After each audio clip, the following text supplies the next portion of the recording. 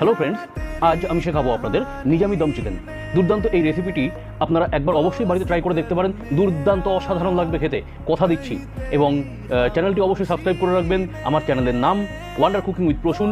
এই চ্যানেলটি সাবস্ক্রাইব করে পাশে থাকা বেল আইকনটি প্রেস করে দেবেন আরও নতুন নতুন দুর্দান্ত স্বাদের রেসিপির জন্য। স্কিপ না করে সম্পূর্ণ ভিডিওটি দেখবেন। প্রথমে শুকনো খোলায় ভেজে নেব সমস্ত শুকনো মশলা এবং সাথে কাজু, আমন্ড এবং পোস্ত। সম্পূর্ণ মিশ্রণটিকে এবার মিক্সিতে বেটে নেব। এবার মাংসতে একে একে দিয়ে দেবো ভেজে রাখা পেঁয়াজ এবং বেটে রাখা মশলাটি, কাশ্মীরি মির্চ, শুকনো লঙ্কা গুঁড়ো, জিরে গুঁড়ো, ধনে গুঁড়ো, 1 কাপ তেল, টক দই এবং আদা রসুন পেস্ট। সাথে দেবো ধনে পাতা, কাঁচা লঙ্কা চিড়ে এবং স্বাদ মতন লবণ। এছাড়াও দেবো 1 চামচ ঘি এবং 1 কাপ দুধ। এবার মাংসটাকে 1 ঘন্টা ম্যারিনেট করে একদম লো মিডিয়াম ফ্লেমে এই অবস্থাতেই বসিয়ে রাখুন ওভেনে 35 থেকে 40 মিনিটের জন্য।